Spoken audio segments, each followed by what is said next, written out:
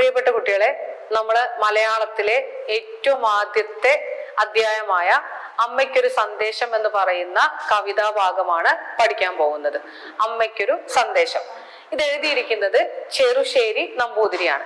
ചെറുശ്ശേരി നമ്പൂതിരി ആരാണ്? ചെറുശ്ശേരി നമ്പൂതിരി എന്നുള്ളത് നമുക്കൊരു ഇൻട്രൊഡക്ഷൻ പോലെ പഠിക്കാനുണ്ട്. അത് നമ്മൾ ആദ്യം പഠിക്കണം. ചെറുശ്ശേരി നമ്പൂതിരിനെ കുറിച്ച് ഒരു ഇൻട്രൊഡക്ഷൻ നമ്മൾ ആദ്യം പഠിക്കേണ്ടതുണ്ട്. അപ്പോ പ്രധാനമായിട്ട് ഞാൻ കുറച്ച് പോയിന്റ്സ് ബോർഡിൽ എഴുതും.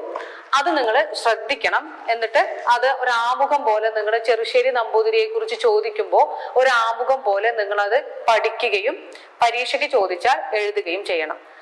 നമ്മള് ഏറ്റവും ആദ്യം പഠിക്കാൻ പോകുന്നത് അമ്മയ്ക്കൊരു സന്ദേശം എന്ന് പറയുന്ന ചെറുശ്ശേരിയുടെ കവിതയാണ്.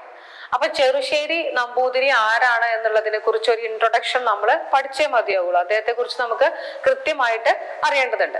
അപ്പൊ അതേ ആരാണ് എന്നുള്ളതും ഈ കഥയുടെ സന്ദർഭം എന്താണ്, അല്ലെങ്കിൽ കഥയിൽ എന്തൊക്കെയാണ് അതിന്റെ ഒരു തുടക്കം എന്നുള്ളതുമാണ് നമ്മൾ ആദ്യമായിട്ട് പറയാൻ പോകുന്നത്.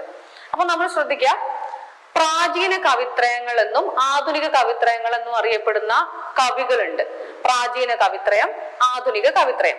അതിൽ പ്രാചീന കവിത്രയത്തിൽ പെടുന്ന ഏറ്റവും ആദ്യത്തെ കവിയാണ് ചെറുശ്ശേരി നമ്പൂതിരി. ഏറ്റവും ആദ്യത്തെ കവിയാണ്, പ്രാചീന കവിത്രയങ്ങളിൽ പെട്ട ഏറ്റവും ആദ്യത്തെ കവിയാണ് ചെറുശ്ശേരി നമ്പൂതിരി. രണ്ടാമത്തെ ആളാണ് എഴുത്തച്ഛൻ, മൂന്നാമത്തെ ആളാണ് കുഞ്ചൻ നമ്പ്യാർ. അപ്പൊ ചെറുശ്ശേരി നമ്പൂതിരിയുടെ കാലഘട്ടം എന്ന് പറയുന്നത് 15-ാം നൂറ്റാണ്ടിനും 16-ാം നൂറ്റാണ്ടിനും ഇടയ്ക്കാണ് എന്നുള്ളതാണ് പറയപ്പെടുന്നത്. അതുപോലെ എഴുത്തച്ഛന്റെ കാലഘട്ടം 16-ാം നൂറ്റാണ്ടിനും 17-ാം നൂറ്റാണ്ടിനും ഇടയ്ക്കാണ് എന്നും പറയപ്പെടുന്നു. കുഞ്ചൻ നമ്പ്യാരുടെ കാലഘട്ടം 17-ാം നൂറ്റാണ്ടിനും 18-ാം നൂറ്റാണ്ടിനും ഇടയ്ക്കാണ് എന്നുള്ളതാണ് അറിയപ്പെടുന്നത്.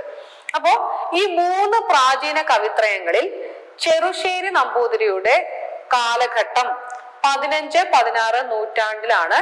അദ്ദേഹം എഴുതിയ കൃഷ്ണഗാഥ എന്ന് പറയുന്ന കവിതയിൽ നിന്ന് എടുത്തിട്ടുള്ളതാണ് അമ്മയ്ക്കൊരു സന്ദേശം എന്ന് പറയുന്ന കവിതാഭാഗം.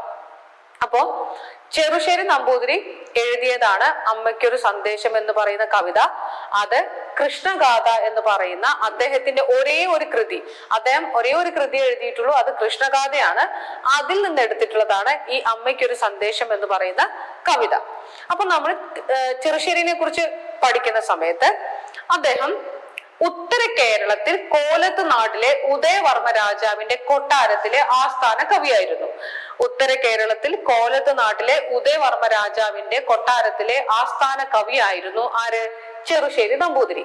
ഈ ചെറുശ്ശേരി നമ്പൂതിരിയോട് കോലത്ത് നാട്ടിലെ ഉദയവർമ്മ രാജാവ് ഒരു കാര്യം ആവശ്യപ്പെടുകയാണ്.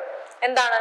കൃഷ്ണന്റെ ജനനം മുതൽ സ്വർഗാരോഹണം വരെയുള്ള കഥകൾ ഒരു കവിതയുടെ രൂപത്തിൽ അവതരിപ്പിക്കണമെന്ന് അദ്ദേഹത്തോട് ഉദയവർമ്മ രാജാവ് ആവശ്യപ്പെടുന്നു.